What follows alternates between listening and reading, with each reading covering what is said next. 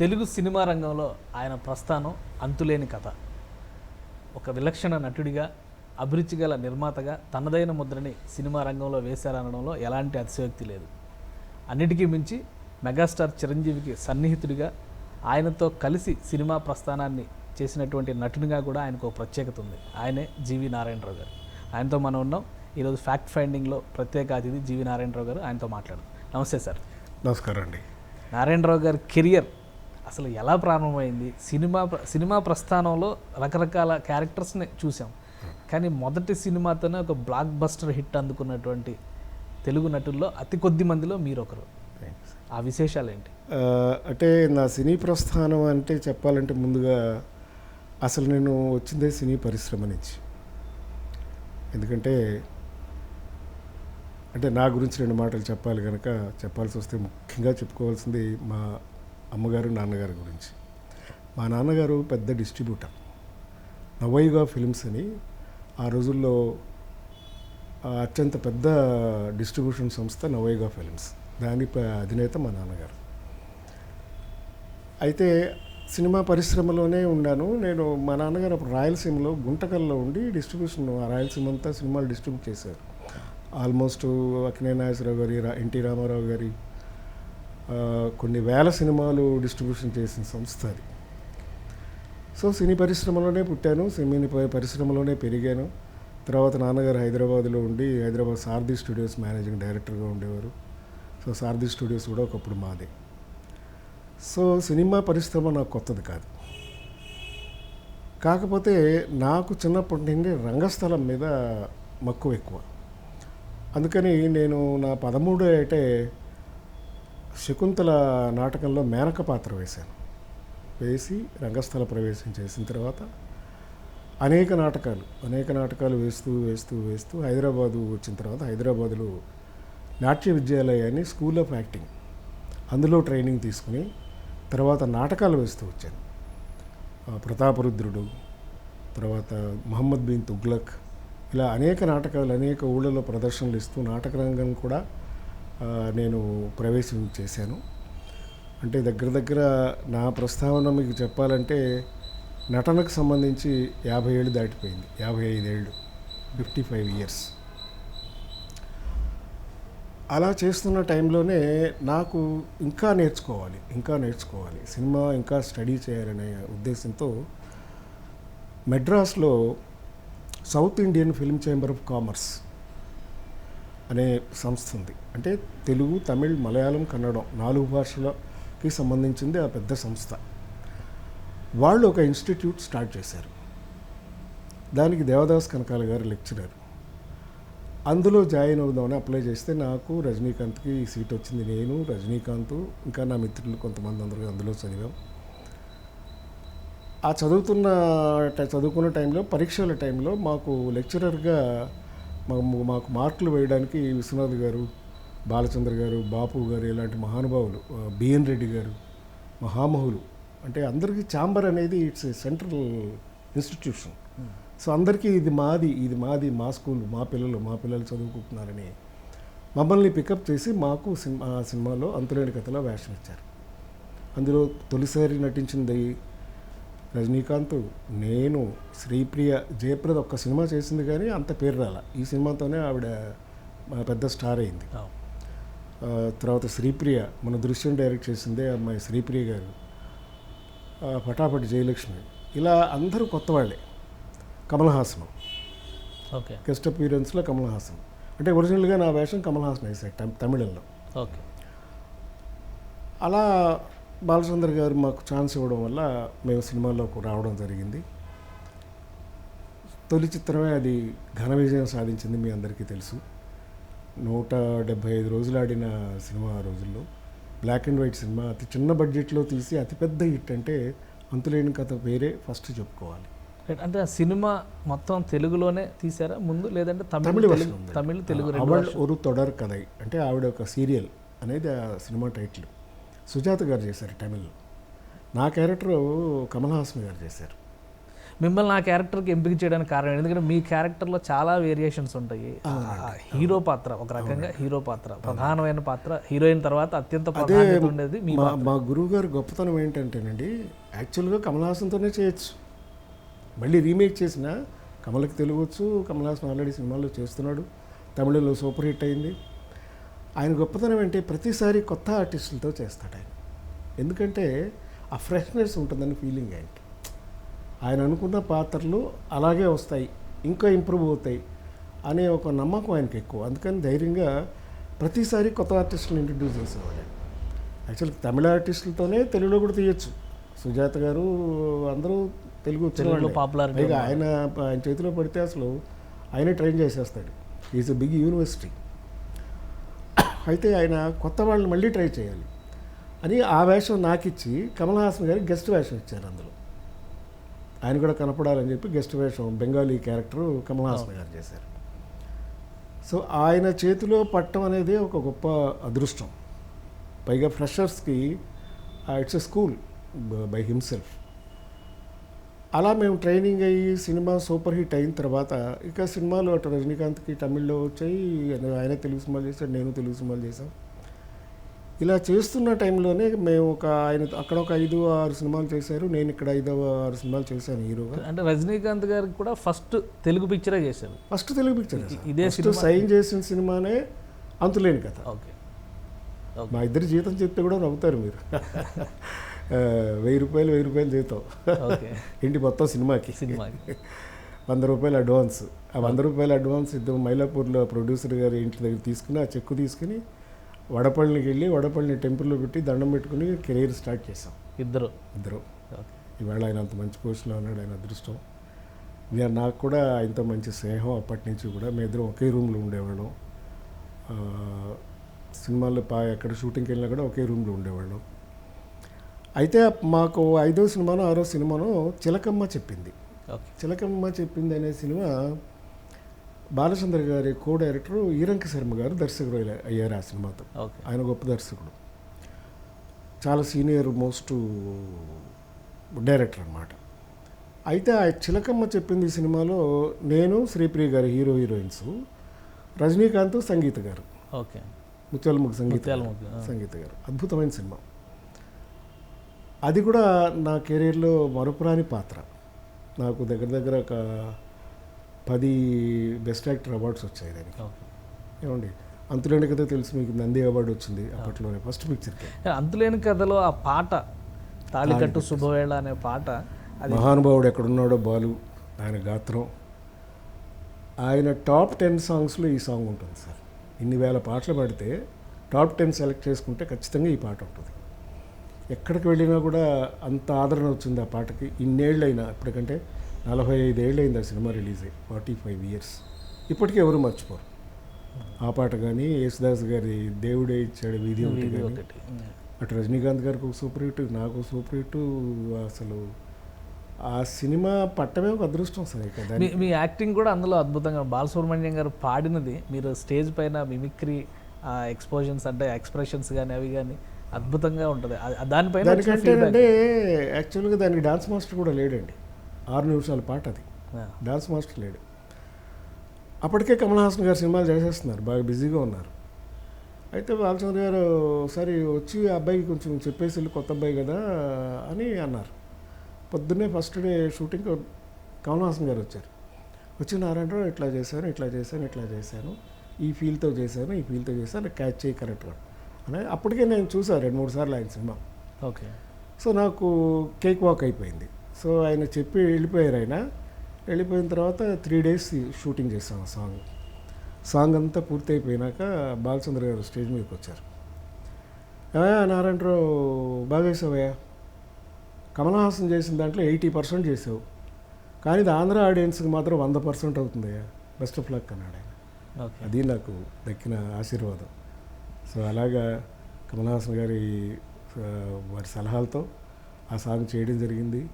అందుకే ఇన్నేళ్ళు చిరస్థాయిగా పాట నిలబడిపోయింది.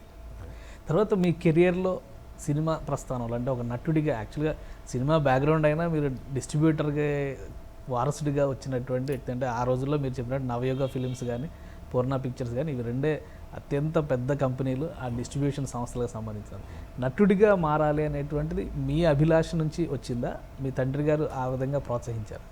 ప్రోత్సహించలేదండి, ఆయనకు అసలు ఇష్టం లేదు. ఎందుకంటే ఆయనకి ఎప్పుడు మేము నలుగురు అన్నదమ్ములు అయితే ఒక్కడినైనా డాక్టర్ని చేయాలని కోరిక. నేను మా ఇంట్లో అందరికంటే చిన్నవాడిని. పెద్ద ఆయనేమో ఆడిటర్ అయ్యాడు, రెండో ఆయనేమో ఇంజనీర్ అయ్యాడు, మూడో ఆయనేమో క్యాటరింగ్ టెక్నాలజీ నేర్చుకున్నాడు. ఎవ్వరూ డాక్టర్ అవ్వడానికి ప్రయత్నించలే. నన్ను చేయాలని ఆయన పట్టుదల.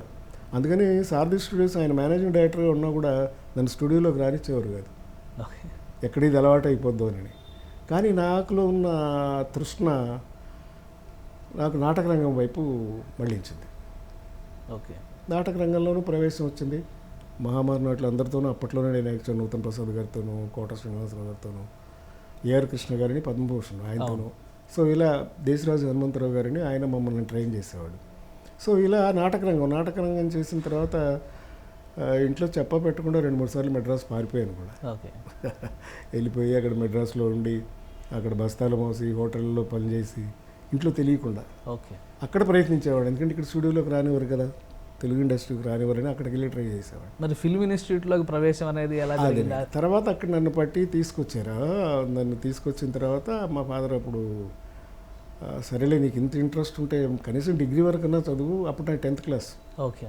డిగ్రీ ఫినిష్ చెయ్యి, డిగ్రీ ఫినిష్ చేసినాక నీ ఇష్టం వచ్చినట్టు చేద్దు కానీ, నీ ఇష్టం వచ్చినట్టే చేద్దు కానీ అప్పుడు ఒప్పుకుంటే అప్పుడు వచ్చి నేను new science college Ameerpet first batch okay degree finish చేసి బీకామ్ చేసి అప్పుడు దేవదాస్ గారు అప్పుడే పూనా నుంచి వచ్చారు చదువుకుని. ఆయన దగ్గరికి వెళ్ళి ఆయన కలిసి సార్ ఇట్లా ఇన్స్టిట్యూట్కి వెళ్దాం అనుకుంటుంటే ఆయన పూనా అప్లై చేయమన్నారు. ముందు చేశా, అక్కడ నాకు సీట్ రాలా. ఓకే. రాకపోతే మళ్ళీ చేంబరు వాళ్ళు ఇన్స్టిట్యూట్ పెట్టిన తర్వాత ఈ ఇన్స్టిట్యూట్లో చేరారు. సో అది ఆ జీల్ అండి, అది ఏంటో ఇన్స్టింక్ట్ అంటారు దాన్ని యాక్చువల్గా. ఆ ఇన్స్టింక్ట్ అనేది కలిగిన తర్వాత దాన్ని మార్చడం కష్టం. ఎందుకంటే అది చేయకపోతే ఇంకేమై ఉండేవాడినో, బహుశా ఏమీ కాకుండా ఉండిపోయి ఉండేవాడినేమో.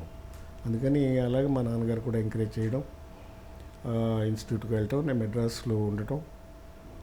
మెడ్రాస్లో అప్పటికే మా బావగారు పెద్ద ప్రొడ్యూసర్, త్రిమూర్తి ప్రొడక్షన్స్ అని, గారపాటి సాంబశివరావు గారు. ఓకే. ఆయన త్రిమూర్తి ప్రొడక్షన్స్ మీద కృష్ణ గారితో 17 సినిమాలు తీశారు, 17 ఫిల్మ్స్.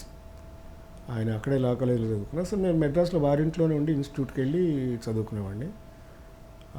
అలాగా ప్రస్థానం స్టార్ట్ అయింది. అంతలోనికతో ఇక వెనక్కి తిరిగి చూసుకోవాల్సిన అవసరం లేకపోయింది. ఎందుకంటే అంత మొదటి చిత్రమే అంత సూపర్ హిట్ అవ్వటం, ఎక్కడికి వెళ్ళినా కూడా ఈ తాళికట్టు సువ్వేళ పాట వినిపించడం, దాంతో అసలు టోటల్ సినిమానే వెళ్ళండి, ఒక పాట అని కాదు, ఆ సినిమానే it's a classic screen play, అద్భుతమైన స్క్రీన్ ప్లే, అద్భుతమైన ఫోటోగ్రఫీ.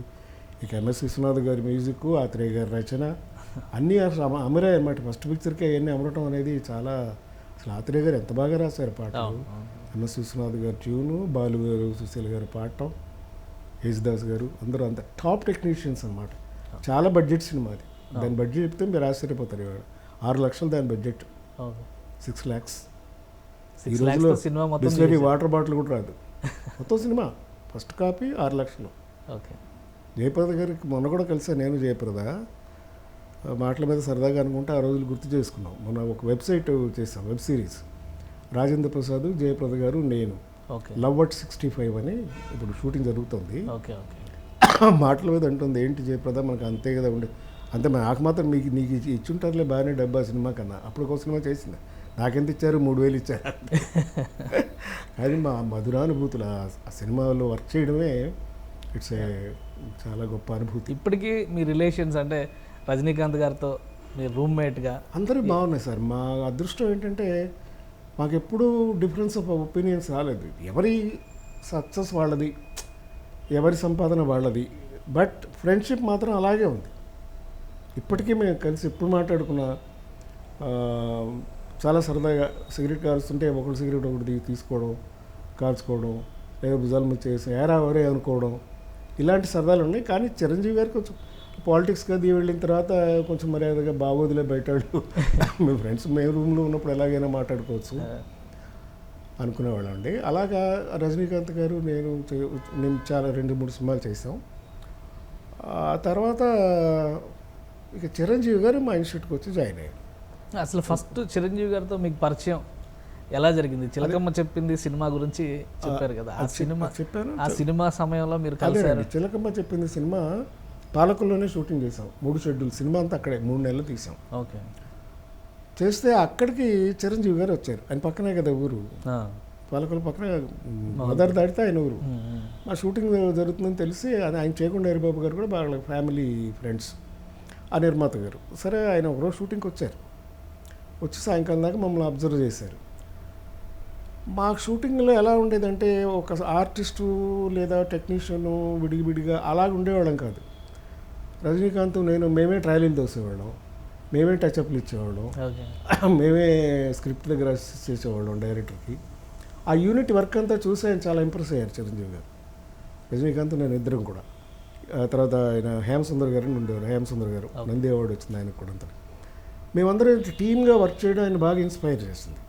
చాలా బాగుంది మీ వర్క్, నేను కూడా చేద్దాం అనుకుంటాను అంటే మేము అప్పుడు సలహా ఇచ్చింది, ప్రాపర్గా ట్రైన్ అయ్యి వచ్చేస్తే ఇక నీకు ఎక్కడ డోకా ఉండదు, ధైర్యం ఉంటుంది, మీరు చెన్నై వచ్చేసి మా ఇన్స్టిట్యూట్లో చేరండి అంటే అప్పుడు ఆయన వచ్చి చెన్నై వచ్చి మా ఇన్స్టిట్యూట్లో చేరారు. ఓకే. మాకు 2 years ఉండేది, వారి టైంకి వచ్చేసరికి 1 year చేశారు దాన్ని కోర్సు. ఆయనకి 1 year కూడా పూర్తి కాకముందే వేషం వచ్చేసింది. పూర్తి చేయకముందే సినిమాల్లో ఛాన్స్ వచ్చింది. అయినా కూడా మాతో అప్పుడప్పుడు వచ్చి కూర్చోవడం, మాతో స్పెండ్ చేయడం ఇలా చేస్తూ ఉండేవాడు. అంటే ఆయన అక్కడ ఫస్ట్ పరిచయం అయిన తర్వాత ఇన్స్టిట్యూట్లో జాయిన్ అయిన తర్వాత కూడా మీతో ఫ్రెండ్షిప్ కంటిన్యూ అయిందా? అవునండి, ఎందుకంటే అక్కడ మాస్టర్ గారు మా మాస్టర్ గారు కదా, దేవదాస్ గారు కదా, అందుకని నేను రెగ్యులర్గా వెళ్తూ ఉండేవాడిని. షూటింగ్ ఎప్పుడు గ్యాప్ ఉన్నా వెళ్ళి నేను ఇన్స్టిట్యూట్లో స్పెండ్ చేస్తూ ఉండేవాడిని. And more over I worked as a instructor in the same institute. నేను చదువుకున్న ఇన్స్టిట్యూట్లోనే నేను ఇన్స్ట్రక్టర్గా వర్క్ చేశాను. దేవదాస్కి అసిస్టెంట్ చేశాను మాస్టర్ గారికి. సో ఈ ఫ్రెండ్షిప్ అలా కంటిన్యూ అవుతూ వచ్చింది. అప్పుడు చిరంజీవి గారు, సుధాకరు, హరిప్రసాద్ రూమ్మేట్స్. అందుకని నేను కూడా రూమ్మేట్ అని అనుకుంటారు. యాక్చువల్గా మేము ముందే సినిమాల్లోకి వచ్చేసాం. కానీ అదే చనువులో మేమంతా కలిసి స్పెండ్ చేయడం అలా చేస్తూ ఉండేవాళ్ళం. నాకు ఎప్పుడు మా స్నేహం రోజులు గుర్తు చేసుకున్నా కూడా మనసు పల్లకి సినిమాలో ఒక సాంగ్ ఉంటుంది, మీకు గుర్తుందో లేదు, పెద్ద వంశీ గారి డైరెక్షన్, ఫస్ట్ పిక్చర్ అనుకుంటా అది కూడా, వంశీ గారికి ఫస్ట్ పిక్చర్. అందులో 5 హీరోస్ మేము. దాంట్లో ఫస్ట్ సాంగ్ ఉంటుంది, టైటిల్ సాంగ్, పగలు చీకటిలో కలవక ముందే కలుసుకుంటాం ప్రతి సాయంత్రం అని అద్భుతమైన సాంగ్ రాజన్ నాగేంద్ర గారు మ్యూజిక్ చేశారు. అలాగా ఆ ఫ్రెండ్స్ ఆ గోడల మీద కూర్చోవడం, ఈనాటి హ్యాపీ డేస్. ఆ రోజుల్లో మంచు పల్లకి నేను, రాజేంద్ర ప్రసాద్, సాయి చంద్ గారు,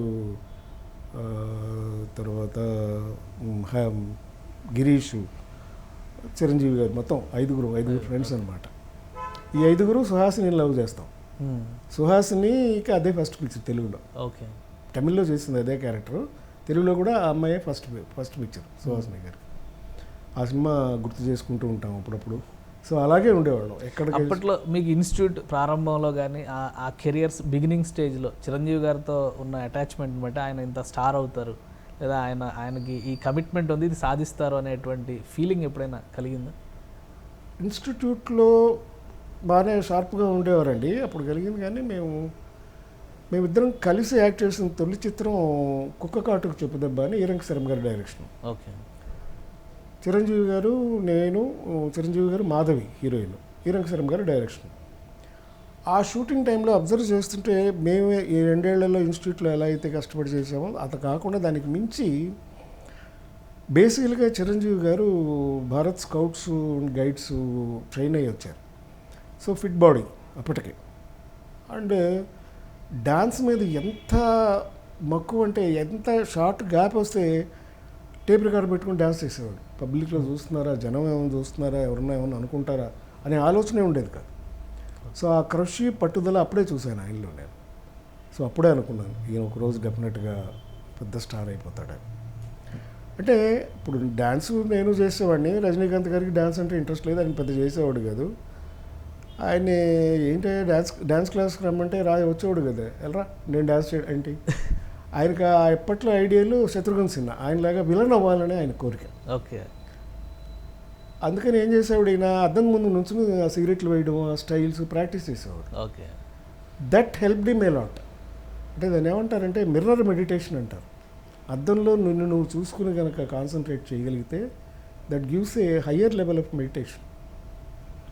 అందుకే పెద్ద మెడిటేటర్స్ కూడా అద్దం పెట్టుకుని అద్దం ముందు కూర్చుని ప్రాక్టీస్ చేస్తారు. ఓకే. సో అది ఇవాళ నేను తలుచుకుంటే అనిపిస్తుంది, ఆ రోజు అతను చేసిన కృషి. ఎవరిని నమ్మలే అతను, ఒక టీచర్ అవసరం లేదు ఆయనకి. He himself thought okay. ఎలా ఉంటే నేను బాగుంటాను, అందుకని ఏ గెటప్ వేసుకుంటే బాగుంటాడో ఆయన ఏ డైరెక్టర్ చెప్పక్కర్లా. ఏ సినిమాలోనే వారే ఉంటాడు ఆయన, Yeah. ఆయన ఒదిగిపోతాడు. అలాగే చిరంజీవి గారిలో ఉన్న గొప్పతనం ఏంటంటే, ఒక పక్క ఫైట్స్, ఒక పక్క డాన్స్, రెండింటినీ మేళవించి ఆయన అద్భుతమైన కెరీరు క్రియేట్ చేసుకున్నాడు. ప్లస్ పర్ఫార్మెన్స్ ఆటోమేటిక్గా విశ్వనాథ్ గారి దగ్గర, బాలచంద్ర గారి దగ్గర, ఈరంగ్ శర్మ గారి దగ్గర, ఆయనకి పద్మభూషణ్ వచ్చిన రోజున వీళ్ళందరి పేర్లు చెప్పారు. వీళ్ళ దగ్గర నేర్చుకున్నాను నేను యాక్టింగ్ అని. హీఈస్ డౌన్ టు ఎర్త్, అంటే చాలా ప్రాక్టికల్గా చేసే మనిషి అనమాట. సో ఇవన్నీ మేళవింపుతో తయారైన మనిషి ఆ చిరంజీవి. ప్లస్ ఆ డిసిప్లిన్, మిలిటరీ డిసిప్లిన్ వచ్చేసింది ఆయనకి. Because he worked as a scouts and దీంట్లో ఫిజికల్ బాడీ వచ్చింది, at the same time discipline వచ్చింది. That helped him. అంటే చిరంజీవి గారు ఆ టైంలో ఆయన ప్రాక్టీస్ చేసిన విధానం కానీ ఇవన్నీ చూస్తే, ఒకవైపు తెలుగు సినిమా ఇండస్ట్రీలో పాటలకు ఉన్న ప్రాధాన్యం డ్యాన్స్కి ఉండేది కాదు అప్పట్లో. అలానే ఫైట్స్ కూడా చాలా, అంటే కొన్ని థియేటర్స్, కొన్ని సినిమాలు రిలీజ్ అయినప్పుడు ఫైట్లు పాటలు వచ్చినాడు బ్రేక్ బయటకి వెళ్ళిపోయేటువంటి కల్చర్ కూడా ఉండేది ఆ రోజుల్లో. అవును, కొన్ని చోట్ల ఉండేది. అలాంటి వీక్ పాయింట్ మీద వర్క్ చేసి ప్రేక్షకుల్ని ఆకట్టుకోగలనని. Your on right path. So అప్పటి వరకు గొప్ప గొప్ప నటులు ఉన్నారు, మహానుభావులు అందరూ, రామారావు గారు, నాగేశ్వరరావు గారు, కృష్ణ గారు, సోహన్ బాబు గారు, అనంతమైన సాగరం ఇది. ఒక కొత్త ట్రెండ్, యూత్ఫుల్ ట్రెండ్ స్టార్ట్ అయింది ఈ జనరేషన్తో. ముఖ్యంగా మా ఇన్స్టిట్యూట్ నుంచి వచ్చిన స్టూడెంట్స్ అని చెప్పుకోవడం నేను గర్వపడుతున్నాను. ఎందుకంటే వెల్ ట్రైన్డ్. ఇంతకుముందు వాళ్ళు వచ్చి సినిమాల్లోకి వచ్చిన తర్వాత 2 ఏళ్లకో 3 ఏళ్లకో మెల్లమెల్లగా డాన్స్లు, డ్రామాలు నేర్చుకున్నారు. ఇప్పుడు కృష్ణ గారు ఉన్నారంటే 5 ఏళ్ళు 6 ఏళ్ళు కష్టపడ్డారు. కృష్ణరాజు గారు ఉన్నారంటే 5 ఏళ్ళు 6 ఏళ్ళు 7 ఏళ్ళు కష్టపడితే అప్పుడు హీరో అయ్యారు. సో ఈ ట్రైనింగ్ అనేది ఎలా ఉపయోగపడుతుందంటే, వాళ్ళు 10 ఏళ్ల తర్వాత నేర్చుకున్నది మేము 2 ఏళ్లలో నేర్చుకుని ఎంటర్ అవుతున్నాం. So we are convenient to the directors okay and నిర్మాతలకి. మా వల్ల టేకులు తీసుకోవడాలు, నేర్చుకోవడాలు, వాళ్ళకి ట్రైనింగ్ ఇవ్వడాలు ఇవన్నీ లేవు. అప్పట్లో అంటే విశ్వనాథ్ గారు కృష్ణ గారిని ట్రైన్ చేసేవాడు.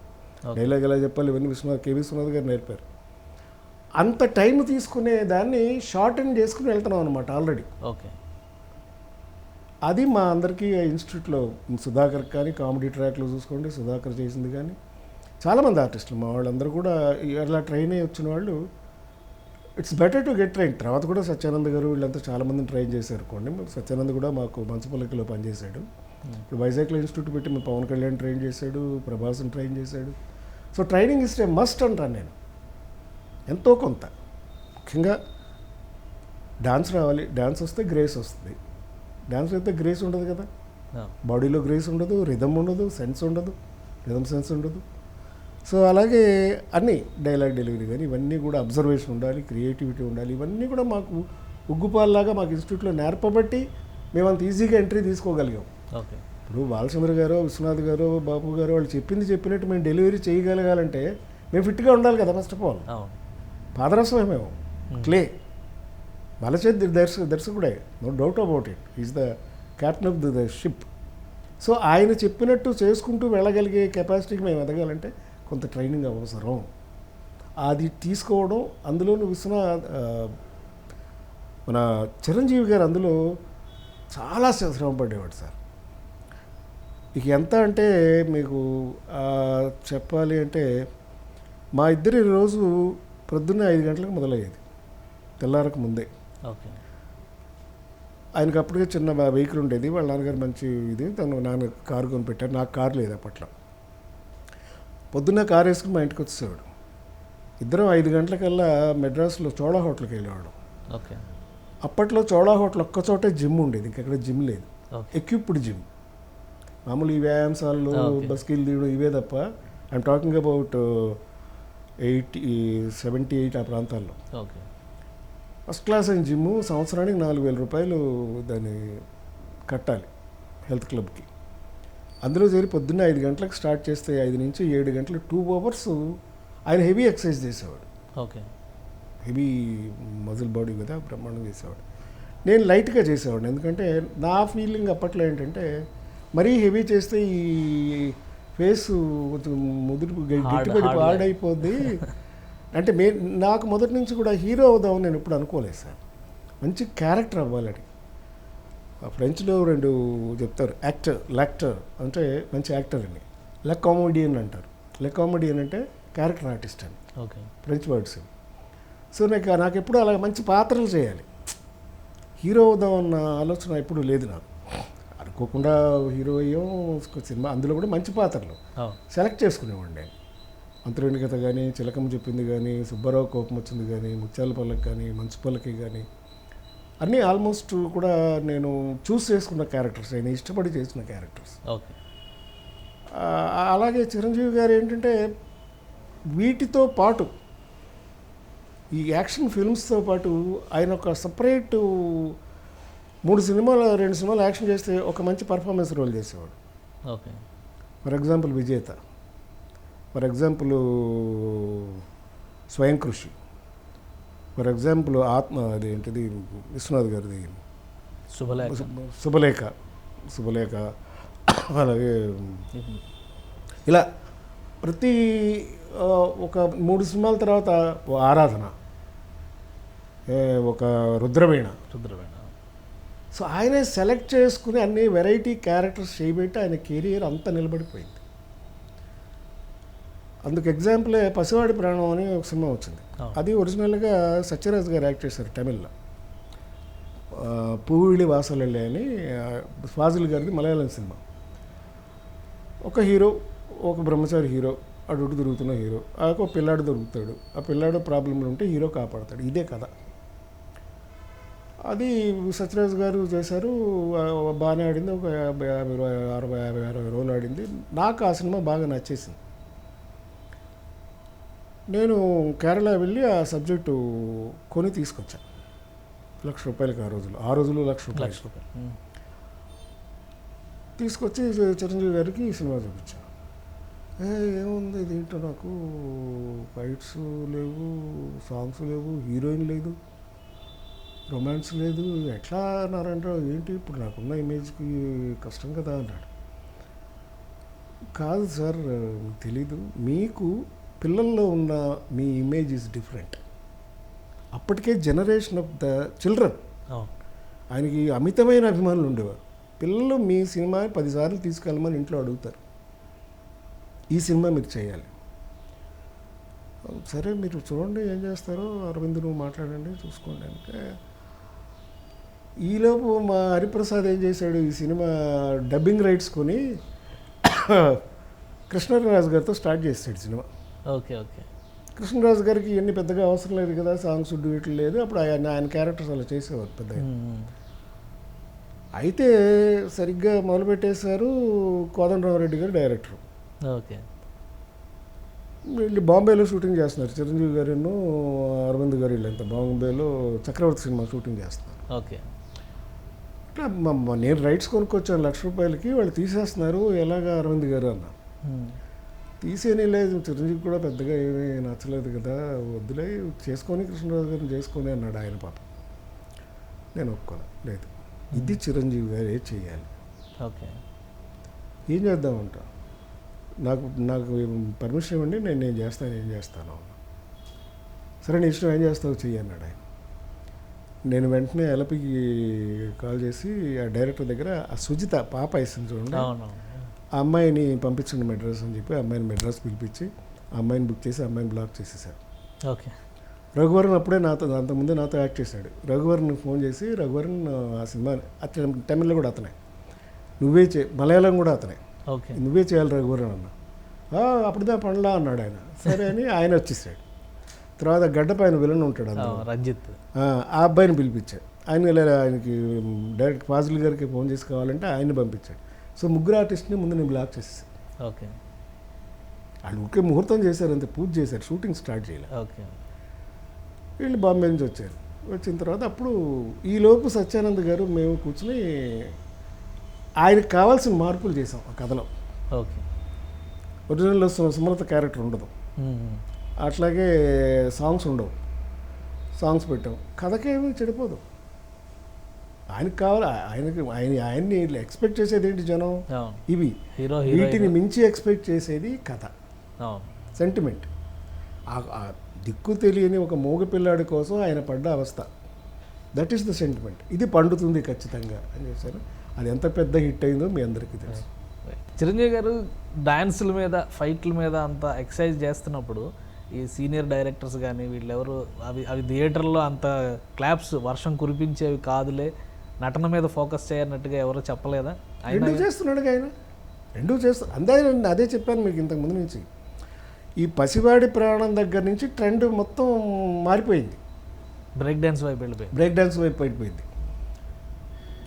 ఆయన పాపం చిరంజీవి గారు దేంట్లో ఇంటర్ఫీర్ అయ్యారు కాదు మొదటి నుంచి కూడా. ఇప్పుడు నాకు ఫైట్ మాస్టరు, డ్యాన్స్ మాస్టర్ నాకు నచ్చినాడని పెట్టండి, మిగతా మీ ఇష్టం. ఓకే. అది ఇంకేమి దేది ఇంటర్ఫీర్ అయ్యారు కాదు, నాకు తెలుసు బాగా. దేంట్లో డైరెక్షన్లో కానీ ఇంకో దాంట్లో కానీ మీ ఇష్టం, మీరు ఎలా చెప్తే అలా చేస్తాం. నాకు కొంచెం ఫైట్స్ను డాన్స్ నా గ్రిప్ ఉండాలి, నాకు అవసరమైన మాస్టర్స్.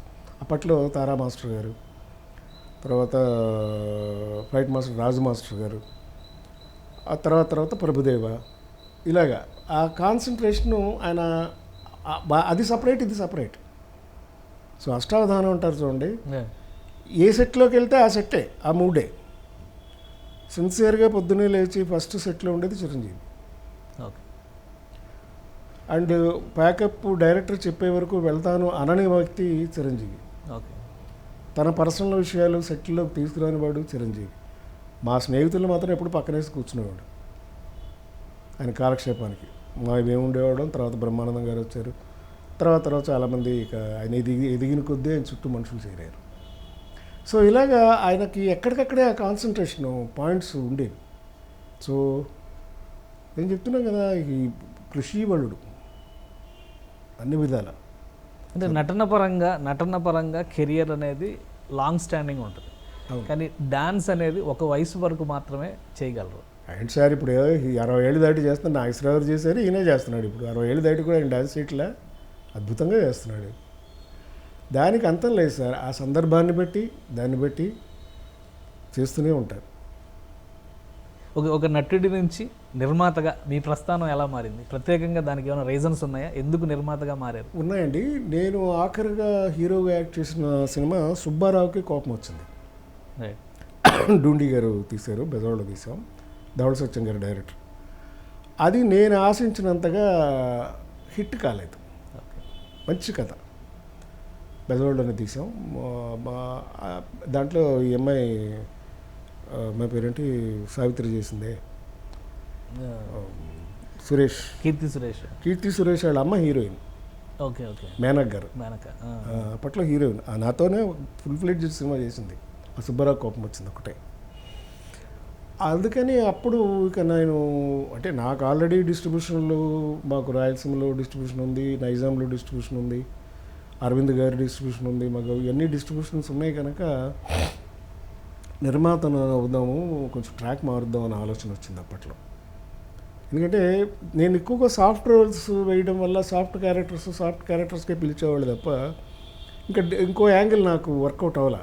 అన్ని లేడీ ఓరియంటెడ్ సబ్జెక్ట్స్, అంతరంగ కథ కానీ చాలా సినిమాలన్నీ లేడీ ఓరియంటెడ్ సబ్జెక్ట్స్ చేయడం, అలా చేయడం వల్ల సాఫ్ట్ ఇమేజ్ వచ్చేసింది. సో అప్పటికే నాకు అపారమైన నమ్మకం చిరంజీవి. ఫస్ట్ నేను అప్రోచ్ అయింది చిరంజీవి దగ్గరికి. చిరంజీవి, నేను ఇట్లా సినిమా తీద్దాం అనుకుంటున్నాను. అప్పటికి మేము ఇద్దరం చాలా సినిమాలు చేసాం.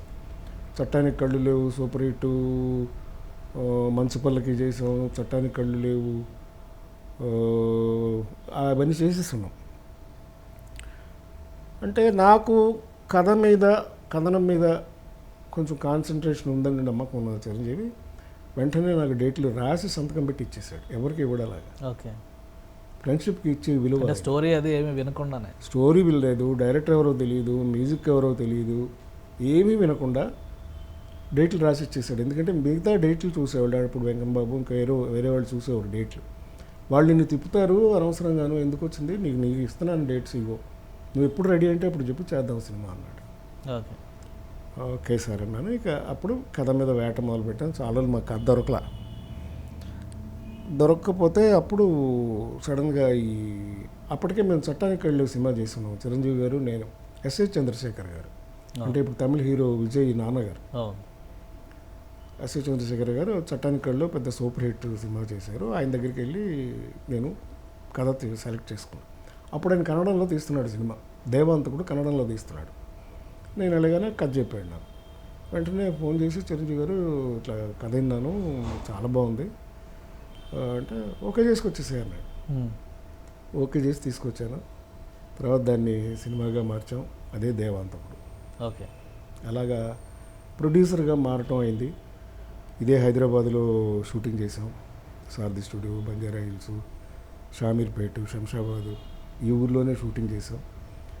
విజయవంతమైన సినిమా అయింది. ఖైదీ పెద్ద hit, no doubt about it. Khaidi release అయ్యేటప్పటికి స్లాబ్ సిస్టమ్ రాలేదు. ఖైదీ రిలీజ్ అయింది, బాగా ఆడింది, సూపర్ డూపర్ హిట్. ఇక ఎంత ఇమేజ్ వచ్చిందో మీ అందరికీ తెలుసు. చిరంజీవి ఎక్కడి నుంచో ఇక్కడికి 10 మెట్లు ఎక్కాడు ఒకేసారి. ఖైదీ తర్వాత ఒక సినిమా రిలీజ్ అయ్యి నెక్స్ట్ పిక్చర్ మా దేవాంతకుడు రిలీజ్ అయింది. అప్పటికి స్లాబ్ సిస్టమ్ వచ్చేసింది. ఖైదీ కంటే ఎక్కువ కలెక్షన్లు వచ్చేసారు దేవాంతకుడికి. ఓకే. రెవెన్యూ సైడ్ సినిమా కూడా హిట్. సంజయ్ థియేటర్లో 100 days ఫంక్షన్ చేసాం. షీల్డ్ కూడా ఉంది అక్కడ, మీరు చూసే ఉంటారు. ఖైదీని మించిన కలెక్షన్స్ వచ్చిన చిత్రం దేవాంతకుడు. చిరంజీవి గారి రియాక్షన్ ఎట్లా అంటే, ఒక క్లోజ్ ఫ్రెండ్గా మీరు ప్రొడ్యూసర్గా మారి ఫస్ట్ సినిమాతోనే అరమరికలు లేవు సార్ మొదటి నుంచి కూడా. ప్లస్ నేను మరీ అంత క్లోజ్ అవ్వడానికి కారణం ఏంటంటే, ఆయన చిత్రాలకి నేను పనిచేసి షూటింగ్లో ఆయనతోనే ఉండేవాళ్ళం. చెప్పాను కదా, పొద్దున జిమ్కి వెళ్ళిన దగ్గర నుంచి మళ్ళీ రాత్రి ఇంటికి వెళ్ళి పడుకునే వరకు కలిసే ఉండేవాళ్ళం. అన్నీ ఏ షూటింగ్లో ఉన్నా, నాకు షూటింగ్ ఉంటే తప్ప. ఆ తర్వాత ఈ సినిమా ఎప్పుడైతే విజయవంతమైందో ఆయనకి నా మీద గురి ఏర్పడింది. కథ కూడా బాగా చేస్తాడు నారాయణరావు అని. ఓకే. అందుకని సబ్జెక్టులు అరవింద్ గారికి కూడా నమ్మకం ఏర్పడి, అక్కడి నుంచి ఏ సినిమా చేసినా కూడా ఫస్ట్ నెక్స్ట్ పసివాడి ప్రాణం చెప్పాను కదా, అది సూపర్ డూపర్ హిట్ అయింది. ఆ కథని నేను తెచ్చిన కథే. ఆ తర్వాత యముడికి మొగుడు కథ యాక్చువల్గా నాగబాబు గారు నాకు సజెస్ట్ చేశారు. ఓకే. ఒక English picture, heaven can wait అని ఆ ఇంగ్లీష్ పిక్చర్. అది బాగుంటుంది, నేను చూశాను, చాలా బాగుంది, చేద్దాం అనుకుంటే సరే అని చెప్పి సత్యానంద్ గారు నేను కూర్చొని ఆ కథను మలిచాం. ఆ ఇంగ్లీష్ కథని దానికి మళ్ళీ రాముడు భీముడిని మిక్స్ చేసి ఆ 2 క్యారెక్టర్స్ చేసి దాన్ని ఇవన్నీ చేసి దానికి ఒక మంచి సలహా ఇచ్చింది సత్యానంద్ గారు. ఓకే. మనిషిని పోలిన మనుషులు 5 ఉంటారు, ఇది లాజికల్ పాయింటే, తప్పేం లేదు, మనకు పురాణాల నుంచి ఉంది ఇది. ఈ బాగుంది ఈ పాయింట్ అని చెప్పి దాన్ని అడాప్ట్ చేసి ఆయన 5 వేషాల్లో చూపించి చివరికి ఆ క్యారెక్టర్లో సెటిల్ చేసి ఆ యముడికి మొగుడు.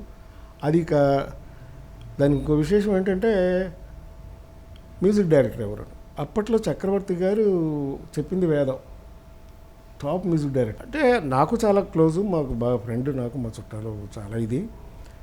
కానీ కొత్త వాళ్ళు అయితే ఏదో కొత్తదనం ఏదో ఒకటి కావాలి. ఇది తీయడమే ఎన్టీ రామారావు గారు చేసిన కథ తీస్తున్నాను మళ్ళీ, యమగోళ. మాకు లోపల పీకుతా ఉంది, అంత సూపర్ హిట్ సినిమాని ధైర్యంగా తీస్తున్నాం చిరంజీవి గారితో, ఏమవుతుందో అని. సరే మ్యూజిక్ కన్నా బాగా చేయించాలి. మరి ఆయన మ్యూజిక్గా ఇష్టం నాకు తెలుసు, ఎందుకంటే బేసికల్గా నేను క్లాసికల్ డాన్సర్ని, కూచిపూడి డాన్సర్ని, మ్యూజిక్, డాన్సు, డ్రామా ఇవన్నీ తెలిసినవాడిని కదా. ఏం చేద్దామని ఆలోచిస్తే అప్పుడు నాకు ఎవరో సజెస్ట్ చేశారు, కొత్త కుర్రాళ్ళు 2 చేస్తున్నారండి. కొత్త కుర్రాళ్ళు అంటే ఇండస్ట్రీలో వాళ్ళే, రాజుగారి అబ్బాయిను ఎస్రాజేశ్వరరావు గారి అబ్బాయి, 2 టీవీ రాజు గారు మ్యూజిక్ డైరెక్టర్, టీవీ రాజు గారి అబ్బాయి. వీళ్ళు అప్పుడు చిన్న సినిమాలు చేస్తున్నారు వీళ్ళు, కొందరు యూత్. సరే వాళ్ళని పెడదామని చెప్పి చిరంజీవి దగ్గరికి వెళ్ళి కొత్త మ్యూజిక్ డైరెక్టర్ని పెడుతున్నాను, బాగా చేస్తారా అన్నాడు. ఫస్ట్ క్లాస్గా చేస్తాను నేను, నాన్న పాటలు అన్నా, పెట్టే అన్నాడు. ఇండస్ట్రీ అంతా గోల. అప్పుడు ఈ టాప్ స్టార్ అయిపోయాడు ఎప్పుడు 3 టైంకి. కొత్త మ్యూజిక్ డైరెక్టర్లు ఏంటండి, ఎంతమంది లేరు, పెద్ద పెద్ద మ్యూజిక్ డైరెక్టర్లు, నాకు వాళ్ళే కావాలి అని బయట సుందరమూర్తి గారి దగ్గరికి వెళ్ళి, సార్ ఇట్లా కొత్త కుర్రాళ్ళని పెట్టాను సార్, 2 రాజు కోటి. నాగేంద్రదయ్యా, మన కుర్రాళ్ళే కదా, పెట్టు, మొత్తం పాటలు నేను రాస్తా అన్నాడు. ఓకే. మొత్తం 6 పాటలు 4 రోజుల్లో రికార్డింగ్ అయిపోయాయి sir, 6 songs. All the songs are super hits. Okay. And first gold disc వచ్చిన సినిమా. సినిమా అదే. అవును. సో అలాగా అందరు కృషిలండి, ఒక్కళ్ళదని కాదు దాంట్లో. బట్ మీరు ఫెసిలిటేటర్. ఇప్పుడు లైక్ మైండ్ బెడెడ్ పీపుల్ అయితేనే కలుస్తారు.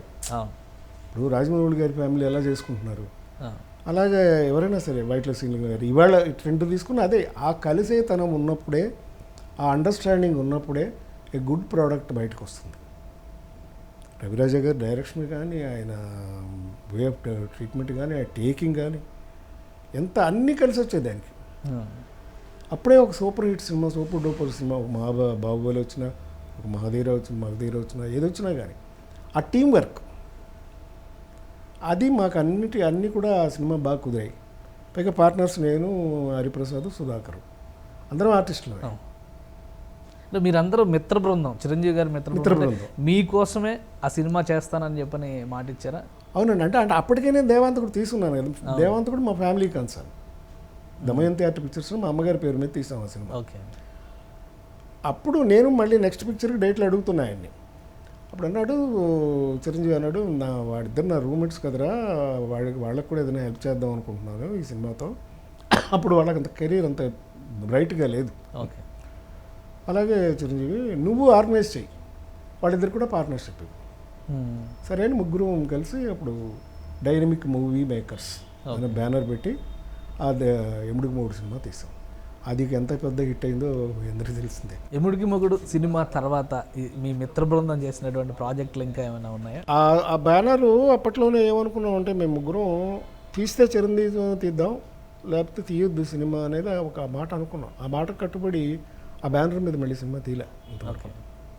ఆయన ఇవ్వలేదు, అంటే ఆయనకి చాలా బిజీ అయిపోయారు. ఇక తర్వాత సుధాకర్ బిజీ అయిపోయాడు. హరిప్రసాద్ గారు కన్నడ ఫీల్డ్కి వెళ్ళి అక్కడ బిజీ అయిపోయాడు. ఆయన కన్నడ ఫీల్డ్లో సినిమాలు తీశాడు. ఆయన రఘుబాబు, వాగుతీ ప్రసాద్ వీళ్ళు వెళ్ళి కన్నడలో సినిమాలు తీశారు. కొన్నేళ్ళు అతను బెంగళూరులో ఉండిపోయాడు. సో ఇలా ఎవరి పనుల్లో వాళ్ళు పడిపోయాం. నేను ఎముడికి మూడు తర్వాత ఇంకా చేశాం కదండి, రాజా విక్రమార్క, రౌడీ అల్లుడు, నేను ఇవన్నీ స్క్రిప్ట్, నేను ఈ స్క్రిప్ట్ పనుల మీద పడిపోయాను. నేను యాక్టింగ్ మానేసాను. ఒక 5-6 ఏళ్ళు నేను యాక్ట్ చేయలే. బయట సినిమాలు కూడా అక్కడ ఒకటో రెండో చేశాను కానీ ఎక్కువ చేయలే. సో ఈ కథలే సరిపోయాయి మాకు. పొద్దున్న లేస్తే నేను సత్యానంద గారు కూర్చోవడం, కథ చర్చ చేయడం, స్క్రిప్ట్ రాసుకోవడం, తీసుకెళ్ళి చిరంజీవి గారికి వినిపించడం, రాఘవేంద్రరావు గారికి వినిపించడం, వాళ్ళు చేయడం, మళ్ళీ కరెక్షన్స్ ఉంటే చేయడం, ఇలాగా I was working for him. Okay. ఏదో by the people for the people అన్నట్టుగా ఫర్ చిరంజీవి అయిపోయారు అప్పుడు నేను. ఓకే. అంత ముందుకు ఫ్రెండ్ నెల, ఇప్పుడు ఫర్ ద చిరంజీవికి ఏమన్నా సరే సక్సెస్లు ఇస్తూనే ఉండాలి కంటిన్యూస్గా అని వరుసగా చేసాం. ఇది మన రౌడీ అల్లుడు తర్వాత రాజా విక్రమార్క, ఇలాగా ఆల్మోస్ట్ అన్ని సినిమాలకి మేము. కానీ మీరు బిహైండ్ స్క్రీన్ అయిపోయాను నేను. I was in behind screen. ఇన్స్టిట్యూట్లో మీరు సీనియర్, జనరల్గా సీనియర్ అనగానే సీనియర్ జూనియర్ అనే ఒక ఈగో ఉంటుంది. అలాంటిది చిరంజీవి గారికి మీకు మధ్య ఎప్పుడు లేదండి. అది ఎందుకంటే మేము బేసికల్గా అందరం నటులం కదా, అందరం కలుపుకుపోయి అందరితో కలిసి పని చేసుకోవాలి. కానీ ఎవడు చదువువాడు చదువుకున్నాడు ఈగో అనుకోవడానికి కుదరదు. ఎందుకంటే ఆర్టిస్టులకి ఆ సౌలభ్యం ఉంది. ఎప్పుడో వేరే పర్సనల్ ఈగోస్ అట్లాంటివి ఉండబట్టి, పైగా చెన్నైలో ఉండగానండి ఇన్ని ఫీలింగ్స్ ఉండేవి కాదండి. ఈ హైదరాబాద్ రావడం వల్ల పొలిటికల్ ఫీల్డ్లో మేము వెళ్ళటం, వాళ్ళు రావటం, సో కలగాపులగం అయిపోయింది. సో అప్పుడు ఇలాంటి ఈగోలు ఇవన్నీ రెండు. చెన్నైలో ఉండగా అసలు రామారావు గారు, నాగేశ్వరరావు గారు ఎంతో క్లోజ్గా ఉండేవారు. ఏంటి ప్రొఫెషనల్ రైవలరీ వేరు, ఆ ఛాలెంజ్ వేరు. బట్ బయట మాత్రం they use to have wonderful relations. మాకు ఎప్పుడు అలాంటి ఫీలింగ్ ఇన్స్టిట్యూట్లో ఉన్నప్పుడు రాలేదు, బయటకు వచ్చినాక రాలేదు.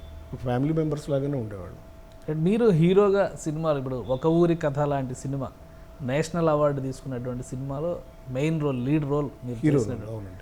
అట్లాంటి క్యారెక్టర్, అట్లాంటి కెరియర్ ఉన్నటువంటి మీరు పూర్తిగా తెరమరుగు అవ్వాలని అనుకోవడం ఏంటి? అది కొంచెం అదేమైందంటేనండి, నాకు మొదటి నుంచి మీకు ఇందాకే చెప్పాను, పాత్ర ముఖ్యం, కథ ముఖ్యం. అంతేగాని నేనెంతున్నాను, ఏం చేశాను అనేది ఆలోచించేవాడిని కాదు. సో అందుకనే కొంచెం సెలెక్టివ్ సినిమాలు కూడా చేస్తూ ఉండే. కొంచెం ఫిల్మ్ ఫెస్టివల్స్కి వెళ్ళటం, ఇంటర్నేషనల్ సినిమా చూడటం, ఇది బాగా అలవాటు. నేను ఆల్మోస్ట్ ప్రతి ఫిలిం ఫెస్టివల్కి వెళ్ళేవాడిని. ఢిల్లీ వెళ్ళేవాడు ప్రతి సంవత్సరం. అలా వరల్డ్ సినిమాని కొంత స్టడీ చేయడం జరిగింది. బేసికల్గా ఇంగ్లీష్ సినిమానే స్టడీ చేస్తారు అంతవరకే, కానీ అట్లా కాకుండా ప్రపంచంలో ఉన్న సినిమాలన్నిటినీ చూడటం.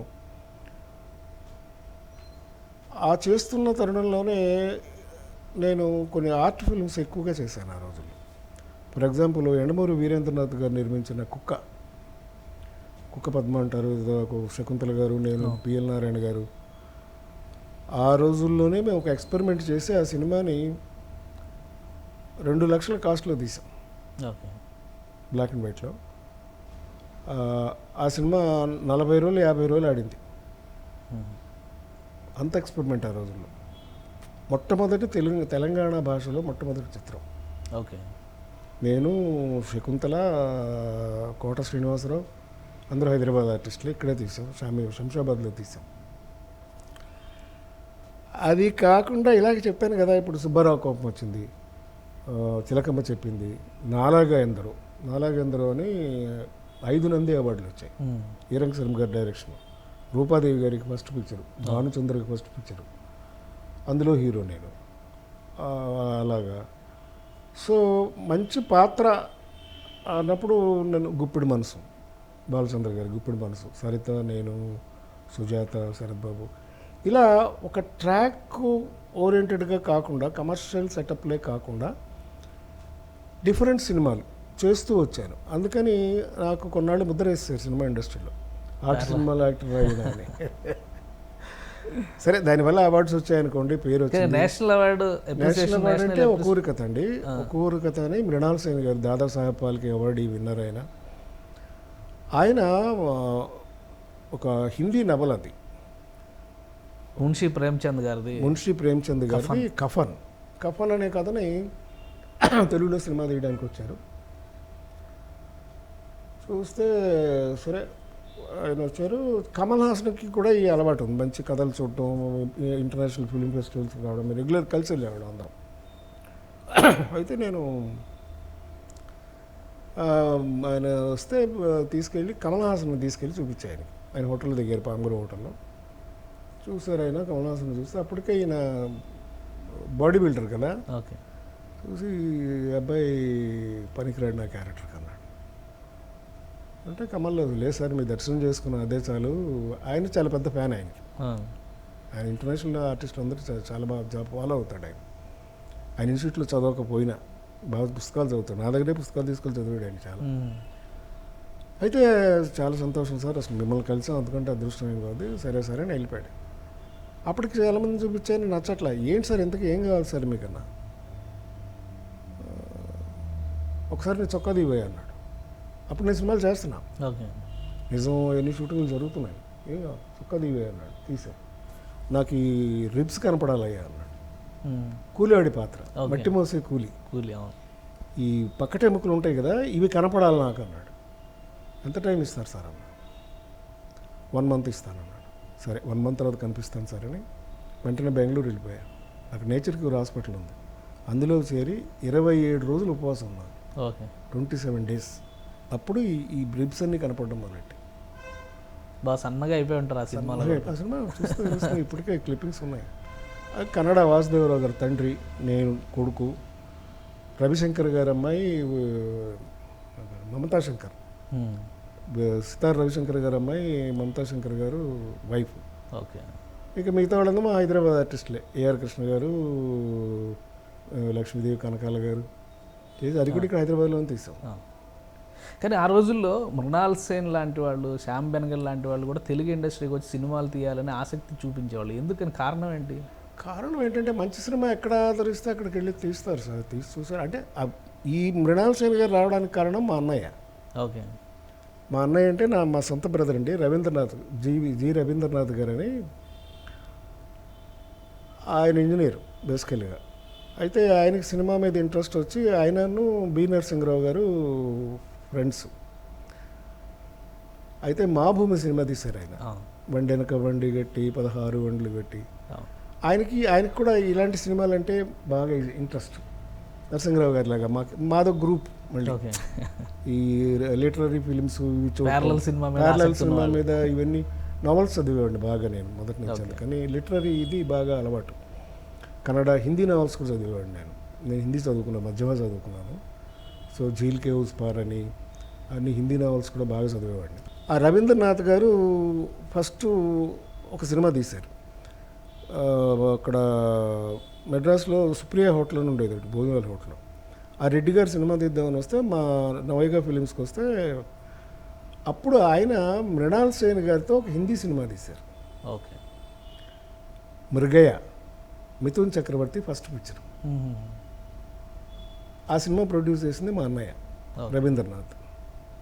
మా అన్నయ్య ఆ సినిమా అది కూడా ఏం చేశారు, కలకట్టా వెళ్ళి కలకట్టా అక్కడ ఫారెస్ట్లో మిథున్ చక్రవర్తిని ఇంట్రడ్యూస్ చేసి Mamata Shankar heroine. Okay. Mrigaya cinema మీరు చూసే ఉంటారు, మృగయ వినోదం అని అడవి వేటగాడు. మిథున్ చక్రవర్తికి ఫస్ట్ పిక్చర్కే నేషనల్ అవార్డు వచ్చింది. ఓకే. ఆ మృగయ సినిమాకి. ఆ సినిమా ప్రొడ్యూస్ చేసింది మా బ్రదర్. రైట్. అలా మృణాల్ సేన్ గారితో పరిచయం అయ్యి మృణాల్ సేన్ గారితో మా తెలుగు సినిమా ఒకటి తీయమంటే అప్పుడు ఒక ఊరి కథ తీయడం జరిగింది. అంటే ఇంత కెరియర్లో ఇంత డిఫరెంట్ వాల్యూమ్స్ చూసిన తర్వాత నారాయణరావు గారు ఇప్పుడు తన కెరియర్ పైన సాటిస్ఫైడ్గా ఉన్నారు? అంటే నేను ఇది కావాలి అని అనుకున్నాయన్నీ నాకు దక్కాయి సార్. ఇంటర్నేషనల్ సినిమాల్లో యాక్ట్ చేయాలనుకున్నాను, ఒక ఊరి కథ చేశాను, ఇది రంగుల కళ చేశాను నరసింహరావు గారితో, వీళ్ళతో.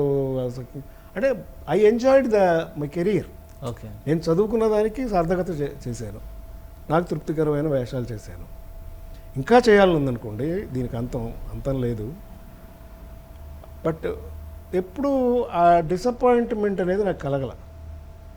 నా చుట్టూ ఉన్న స్నేహితులు అలాంటి వాళ్ళే దొరికారు నాకు టెక్నీషియన్స్ అలాంటి వాళ్ళే వర్క్ చేశారు. ఇండస్ట్రీ అలాగే ఆదరించింది. సక్సెస్లు ఫెయిల్యూర్ అంటారా, that's a different thing. But job satisfaction నాకు ఎక్కువ ఉంది. అంటే కెరియర్ పరంగా మీతో కలిసి చేసిన రజనీకాంత్ గారు అక్కడ సూపర్ స్టార్, మీ తర్వాత వచ్చిన తర్వాత తరం కథానాయకుడు అనుకున్న చిరంజీవి గారు ఇక్కడ మెగాస్టార్.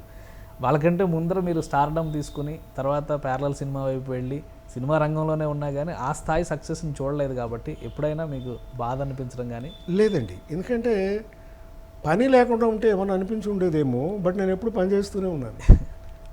మీరు అన్నట్టు చిత్రసీమ అయిపోతుంది అనుకున్న టైంలో దూరదర్శన్ వచ్చింది. దూరదర్శన్లో అది అద్భుతమైన సీరియల్స్ వేసాను. అవును. రాజీ బుజ్జి కానీ, అది మళ్ళీ తెల్లవారింది నంది అవార్డు వచ్చింది. సో కంటిన్యూస్గా ఐ వాజ్ బిజీ. ఈటీవీలో ఒక 10 సీరియల్స్ చేశాను, జెమినీలో 10 సీరియల్స్ చేశాను, దగ్గర 50 మెగా సీరియల్స్ చేశాను. ఓకే. సో ఏ రోజు ఖాళీగా లేను కదా, బాధపడ్డానుకో లేదు దాని గురించి ఆలోచించడం టైం ఏది. అవి అలా జరుగుతూనే ఉన్నాయి. టీవీ కూడా మరుగున తగ్గుతుందా అనుకున్న టైంలో వెబ్ సిరీస్, మళ్ళీ నాటకాలు వేసాను. మళ్ళీ మొన్న 2 నెలల క్రితం కన్యాశుల్కం నాటకం వేసాం. ఓకే. నేను, ఝాన్సీ గారు, ఉత్తేజు, రాళ్లపల్లి గారు, మేమంతా కలిసి నాటకం వేసాం. ఓకే. కళకు అంతం లేదు సార్. ఆ సాటిస్ఫాక్షన్కి దేని ఆనందం దాందే. నాటకం వేస్తున్నప్పుడు చప్పట్లు డైరెక్ట్గా కొడుతుంటే జనం, ఆ ఆనందం సినిమా కంటే ఎక్కువ.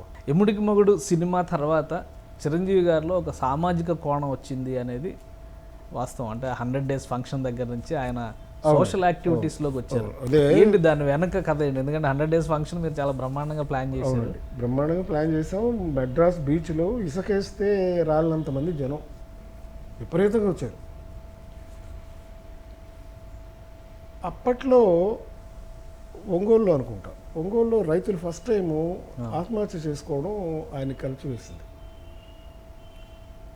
సడన్గా ఒకరోజు నారాయణరావు ఇలా కలిసి వేసింది, వాళ్ళందరికీ ఏదైనా సహాయం చేద్దాం అనుకుంటున్నారంటే అట్లాగే ఆ ఫంక్షన్లోనే చేద్దామని చెప్పి అరవింద్ గారు మేము ఏర్పాటు చేసి వాళ్ళందరినీ అక్కడికి పిలిపించి ఆ వేదిక మీద ఫస్ట్ టైం ఆయన ఓపెన్గా మాట్లాడి చాలా బాధపడ్డాడు. ఆయన రైతులు ఆత్మహత్య చేసుకోవడం ఏమిటి, దీన్ని ఆరంభంలోనే తుంచాలి అని వాళ్ళందరికీ డబ్బులు ఏర్పాటు చేసి వాళ్ళకి ధైర్యం ఇచ్చి, మీకు నేనున్నాను, ఎప్పుడేం కావాలన్నా నన్ను నా దగ్గరికి రండి అని చెప్పి ధైర్యం ఇచ్చి పంపించారు. ఆ రోజునే చిరంజీవిలో ఒక కొత్త కోణాన్ని నేను కూడా చూసింది ఫస్ట్ టైం. ఆ రోజునే చిరంజీవిలో ఒక సామాజిక స్పృహ అనేది స్టార్ట్ అయింది. ఆ తర్వాత హైదరాబాద్ వచ్చిన తర్వాత పంజాగుట్లో బ్లడ్ బ్యాంక్ పెట్టాడు. అది ఓపెనింగ్ రోజు నేనే ఉన్నాను, దగ్గరుండి రిబ్బన్ కటింగ్ చేయించి స్టార్ట్ చేసింది.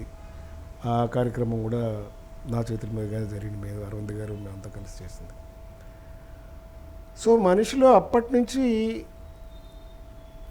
తన కెరియరే కాదు, ప్రజలకు కూడా ఏదన్నా చేయాలి అనే ఆలోచన. ఎలాగైతే రామారావు గారికి ఒక స్టేజ్లో, రామారావు గారు అంతకుముందు న్యూస్ పేపర్ కూడా చదివేవారు కాదు, మీకు తెలుసుకోలేదు. ఎన్టీ రామారావు గారు న్యూస్ పేపర్ కూడా చదివేవారు కాదు. ఆయన కథలు, ఆయన పాత్రలు, ఆయన ఇదే తప్ప, అంటే అంత కాన్సన్ట్రేషన్ వాటి మీద ఉండేది. మళ్ళీ పొద్దున్న 4 లేచి ఆయన స్క్రిప్ట్ రాసుకునేవారు, కూర్చునేవారు, అంత నిష్ఠతో ఉండేవాడు ఆయన.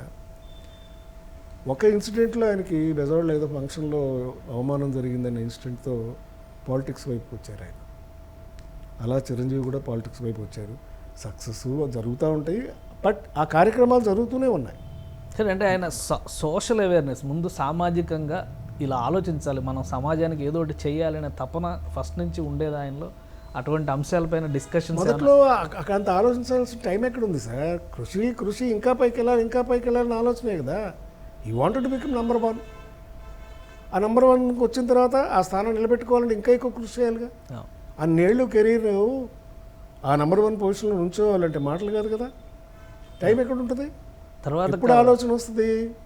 కొంచెం రిలాక్స్ అయ్యి పర్వాలేదు అనుకున్నప్పుడు, అప్పుడు న్యాచురల్గా ఈ అవేర్నెస్ ఈయన కూడా చాలా చిన్న వయసులోనే వచ్చింది, ఇప్పుడు కాదు కదా. 3 ఫంక్షన్ అంటే 87, 87 ఎన్నేళ్ళు అయిపోయింది, బోల్డ్ ఎన్నేళ్ళు అయిపోయింది. అప్పటికి ఎన్టీ రామారావు గారు రాజకీయాల్లో వచ్చి 4 ఏళ్ళు అవుతుంది. అప్పటికి ఆయన వెళ్ళిపోయారు.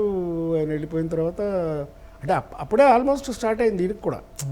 అంటే సెట్లు సహాయాలు చేయడాలు, ఫ్రెండ్స్ సహాయం. ఇప్పుడు మాకు 3 డేట్లు ఇచ్చాయంటే అది in a way it's a help.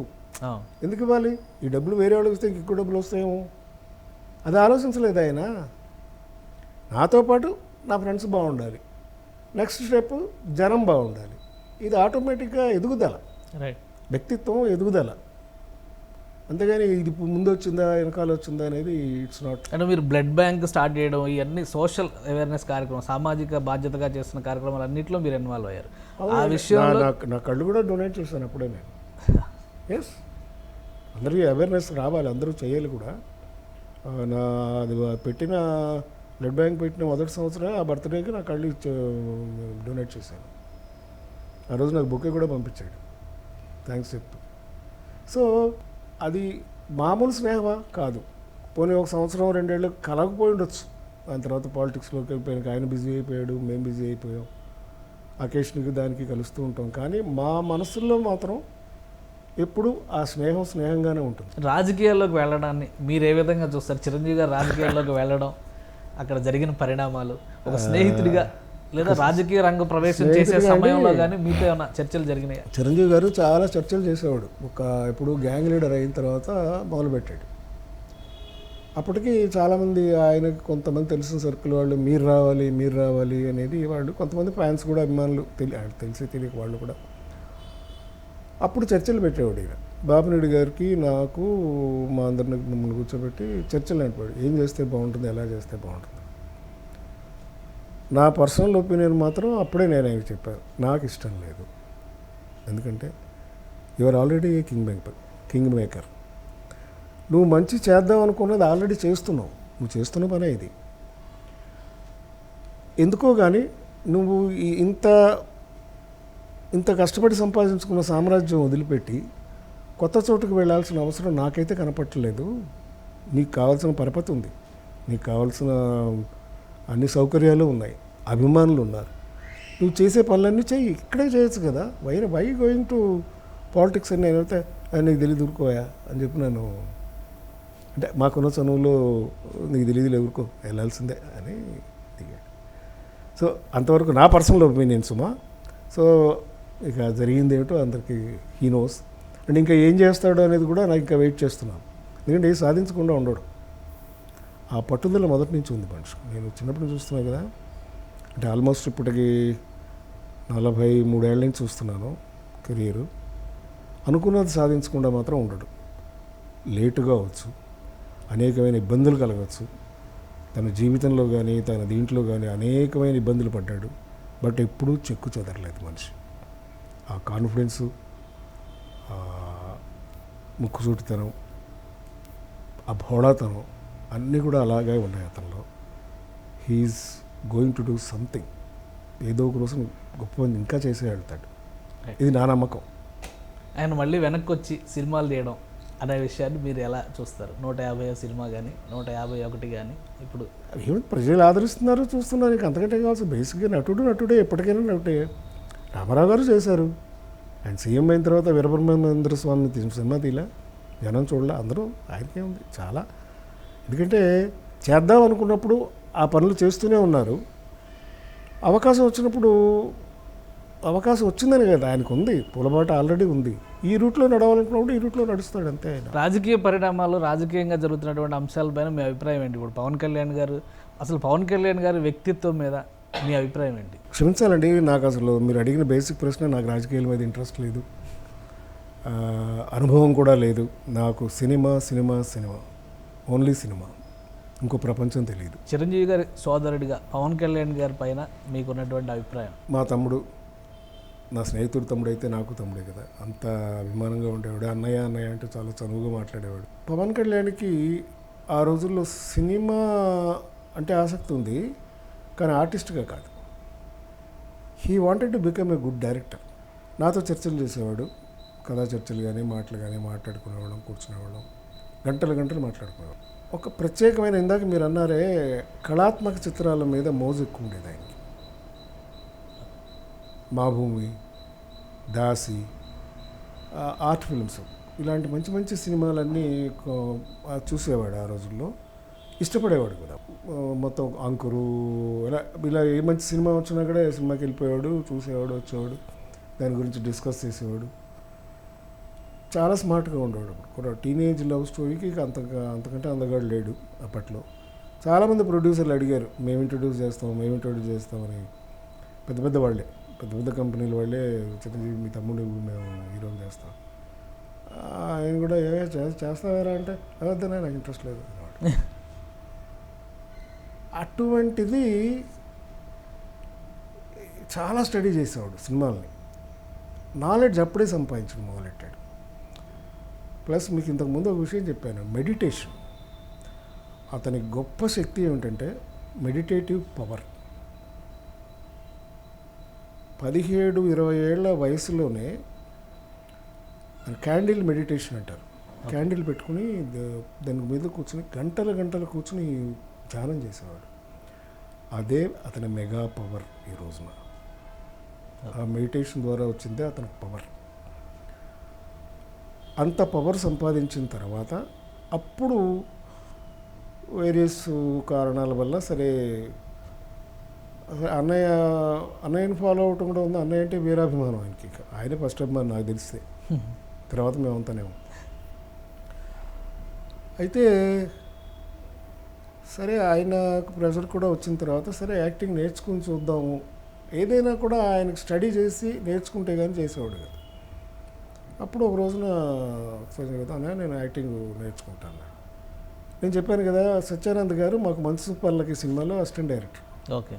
Vizag Satyanand గారు, చిరంజీవి గారు మేమంతా చేసిన మనసు పల్లకి. అప్పుడు ఎక్కడ పెడదామంటే అప్పుడు మా ఇన్స్టిట్యూట్ లేదు ఇక. సరే ఇంకా అప్పటికి అన్నపూర్ణ కానీ ఇవన్నీ లేవు ఆ టైంలో ఇన్స్టిట్యూట్స్. సత్యానంద్ గారి దగ్గరికి పంపుదాం అనుకున్న తర్వాత వైజాగ్ పంపించడం జరిగింది. అక్కడ సత్యానంద్ గారి దగ్గర హీ లర్న్డ్ యాక్టింగ్.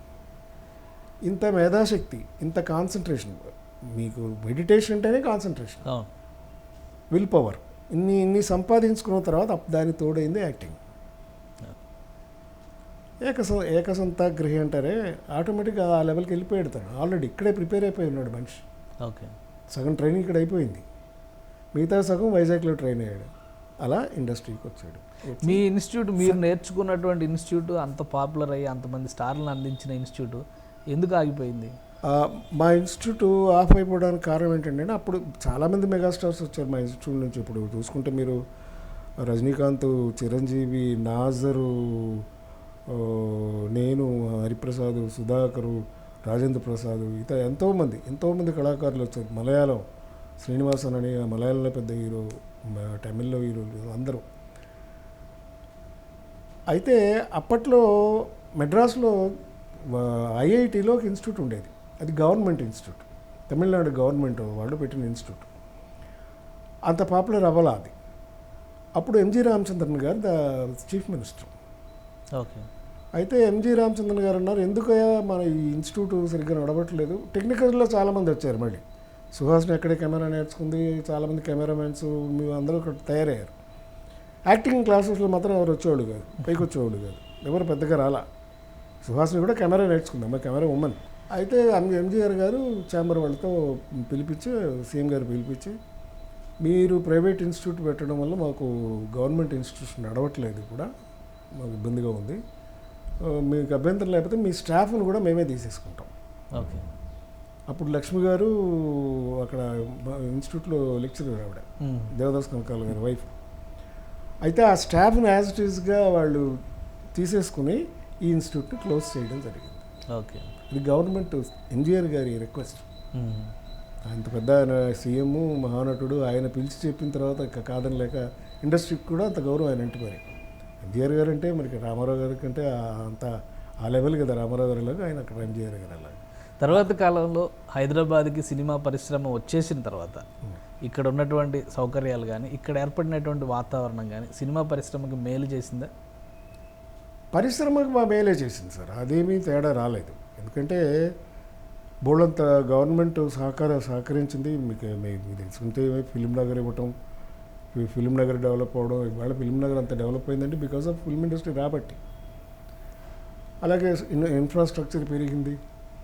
రామానాయుడు గారు వచ్చి ఇన్వెస్ట్ చేశారు బోల్డంత డబ్బు, కృష్ణ గారు వచ్చి ఇన్వెస్ట్ చేశారు బోల్డంత డబ్బు, నాగేశ్వరరావు గారు అంతకు ముందే ఇన్వెస్ట్ చేశారు. ఇక్కడ సారథి ఆల్రెడీ ఉంది, టెక్నికల్గా బోల్డంత డెవలప్ అయింది.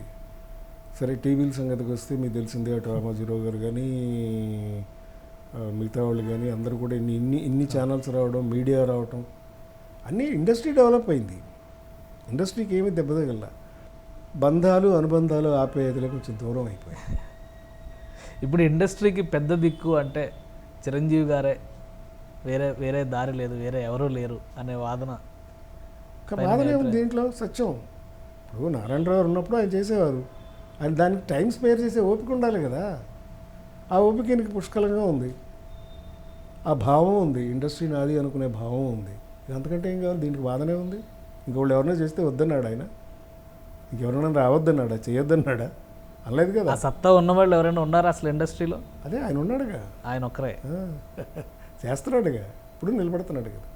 అలాగే అలాగే మేము మా అసోసియేషన్ పెట్టినప్పుడు కూడా, అంతకుముందు నా అసోసియేషన్లో రామారావు గారు నాగేశ్వరరావు గారు మెంబర్లు కాదు ఇప్పుడు మెడ్రాస్లో ఉన్నప్పుడు కూడా. ఎందుకంటే మన కళాకారులు మనం యూనియన్ల మెంబర్ లాగా ఎందుకు చేరాలి, వద్దు అని వాళ్ళు సపరేట్గానే ఉండేవారు. వాళ్ళు ఎప్పుడు చేరల. కృష్ణరాజు గారు ప్రెసిడెంట్గా చేశారు. అప్పుడు ఇక్కడికి వచ్చిన తర్వాత పరిస్థితి మాకు అనిపించింది ఏంటంటే, అప్పుడు మురళీమోహన్ గారు, నేను, మహర్షి రాఘవ్, మేము ముగ్గురు యాక్టివ్గా వర్క్ చేసిన వాళ్ళం మా అసోసియేషన్ స్థాపించడానికి మురళీమోహన్ గారి ఆధ్వర్యంలో. అప్పుడు మనకు సపోర్ట్ కావాలి, ఏం చేద్దాం అనుకుంటే ఫస్ట్ చిరంజీవి గారి దగ్గరికి వెళ్దామని నేను, మురళీమోహన్ గారు, మహర్షి రాఘవ్ మేము ముగ్గురు చిరంజీవి గారి దగ్గరికి వెళ్ళాం. చిరంజీవి గారు, మీరు ఇండస్ట్రీ ఏదో చేస్తూ ఉన్నారు, ఏదో మనం ఒక అసోసియేషన్ ద్వారా చేస్తే దానికి ఒక సార్థకత ఉంటుంది, ఒక ప్రయోజనం ఉంటుంది, అది చేద్దామండి. వెంటనే నేను ఉంటాను, మీతో స్టార్ట్ చేయండి అన్నాడు. అయితే మేము ఉత్తరికి వచ్చేసి మన first president Chiranjeevi, founder president. ఆయనకి మార్చడానికి ఉండదు పేరు, ఎప్పటికైనా ఆయనే ఉంటాడు. ఫౌండర్ ఆయన మళ్ళీ మారాడు కదా, అందుకని ఆయన అలాగే సెలవేసి ఆయనకి మేకులు కొట్టేసి అక్కడ బిగించేసాం. కానీ ఇప్పుడు అది 25 ఏళ్ళు అయింది. 25 ఏళ్ల తర్వాత 2 ఏళ్ళకి ప్రెసిడెంట్ మాత్రం మేము ఎలక్టెడ్ కాదు, ఎలక్షన్ లేదు. ఇప్పుడు 15 ఏళ్ల వరకు ఎలక్షనే లేదు అసలు. మేము అప్పుడు ఏం చేసామంటే పెట్టి అడ్వైజర్గా ఆ రోజుల్లో అక్కినేని నాగేశ్వరరావు గారిని అప్రోచ్ అయ్యాం. ఇంతవరకు నేను ఎప్పుడు అసోసియేషన్లో చేరలేదయ్యా, ఇప్పుడేంటి నన్ను వచ్చి అడుగుతున్నారు అన్నాడు. కాదు సార్, మీ గైడెన్స్ మాకు కావాలి అంటే వారిని ఎక్కడ పెట్టాలి అక్కడ పెట్టాలి కదా అని చెప్పి చీఫ్ అడ్వైజర్ ఇదిగా నాగేశ్వరరావు గారిని ఆయన కూడా ఒప్పించాం. ఓకే, నేను అంత మంచి పని చేస్తున్నానంటే చెయ్యండి, నాగేశ్వరరావు గారు వెంటనే ఒప్పేసుకున్నారు. అలా చిరంజీవి, నాగేశ్వరరావు గారిని ఇద్దరిని అసోసియేషన్లో ముందు కూర్చోబెట్టేశాం. సెక్రటరీ పని అంతా మురళీమోహన్ గారు చూసినవారు, ఆయనకు అసిస్ట్ చేసేవాడు నేను, మహర్షి రాఘవ్. ఇలా 12 ఏళ్ల పాటు నో ఎలక్షన్. అప్పుడు చేయాల్సిన పనులన్నీ క్రికెట్ చేయడము, ఇంకోటి ప్రతి 2 ఏళ్ళకి ఒక ప్రెసిడెంట్ గారిని మేమే నామినేట్ చేశారు. నామినేట్ చేయడం, గౌరవంగా వాళ్ళని ఆహ్వానించడం. ఓకే.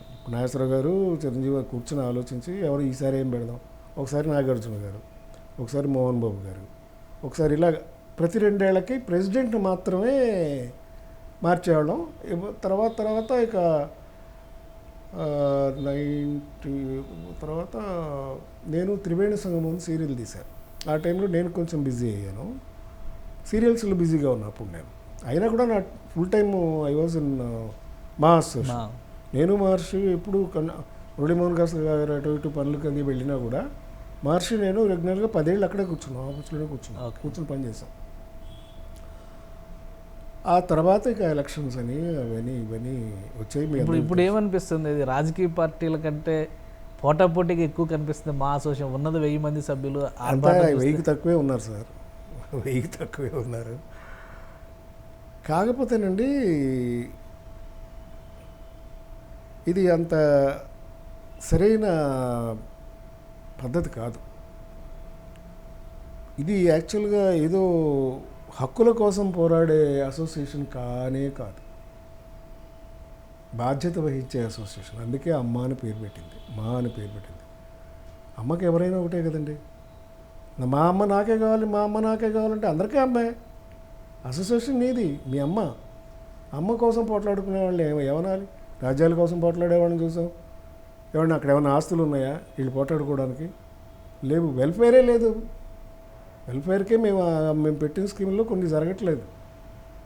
ఫ్రీగా అందరికీ ఇన్సూరెన్స్ పెట్టాము ఆ రోజుల్లోనే మేము, ప్రతి మెంబర్కి.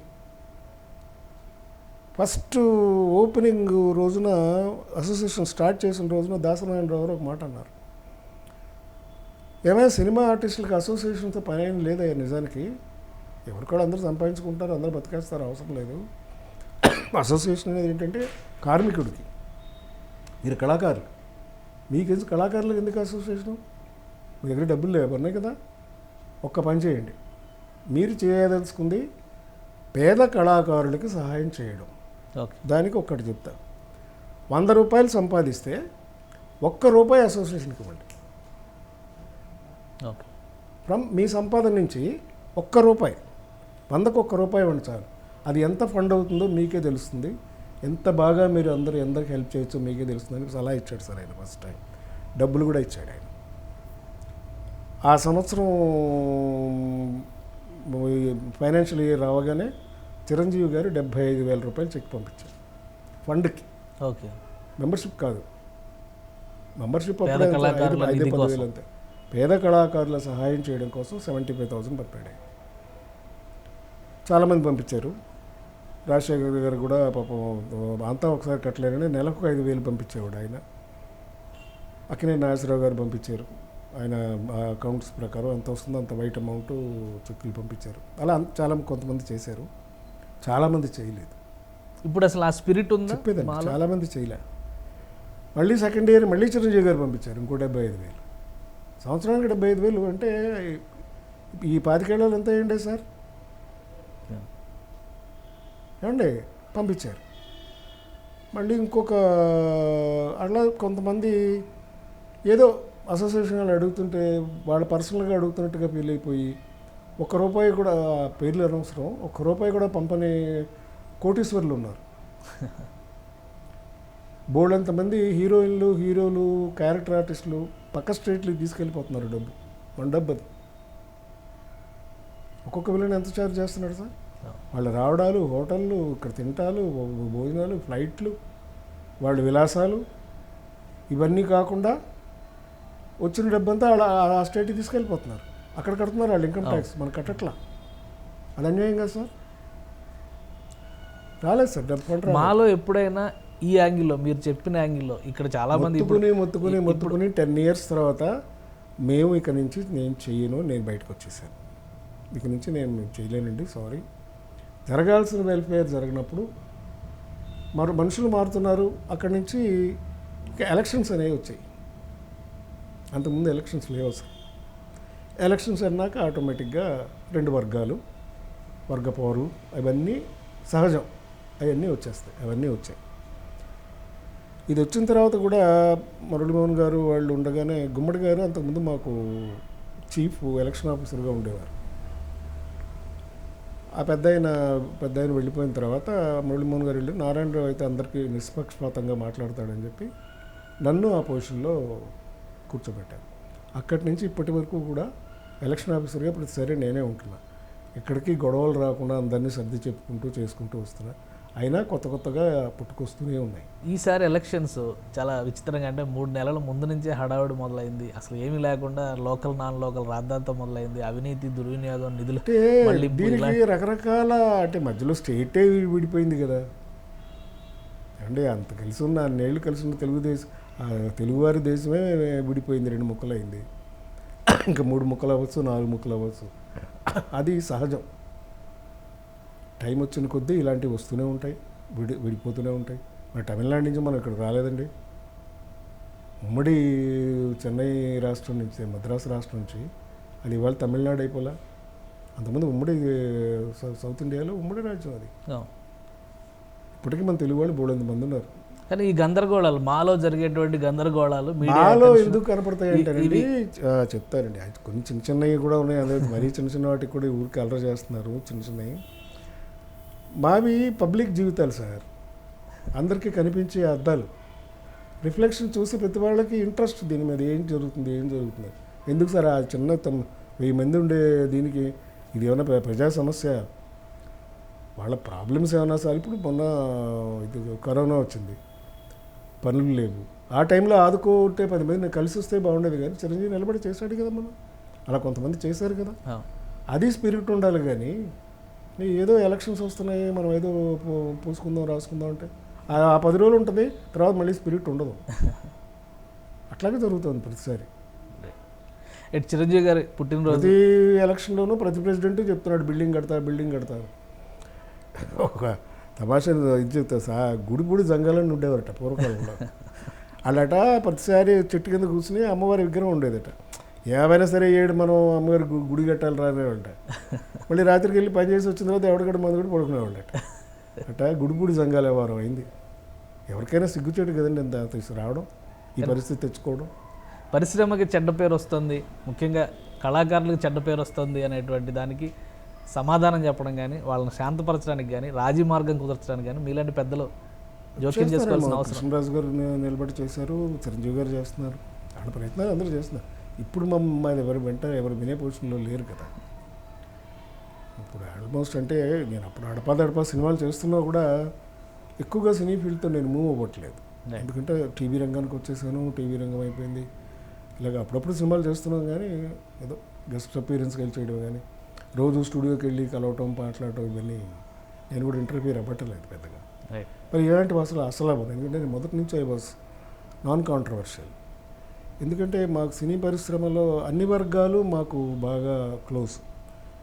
మా ఫాదర్ జనరేషన్ నుంచి, మా 3 జనరేషన్ల నుంచి, అటు రామానాయుడు గారి ఫ్యామిలీతో కానీ, ఇటు కృష్ణ గారి ఫ్యామిలీ, చెప్పాను కదా, కృష్ణ గారితో మా బావగారు 10 సినిమాలు తీసి, మా నాన్నగారు 2 సినిమాలు తీశారు కృష్ణ గారితో, అన్నదమ్ముల సభలు, ఇద్దరు అసలు. అటు నాగేశ్వరరావు గారి ఫ్యామిలీతో, ఇటు రామారావు గారి ఫ్యామిలీతో, మళ్ళీ రామారెడ్డి గారి ఫ్యామిలీతో, ఇలా ఇండస్ట్రీ అందరూ, చిన్న పెద్ద, చిరంజీవి గారి ఫ్యామిలీ అందరూ. సో మేమంతా ఒక కుటుంబంగా ఉన్నవాళ్ళం.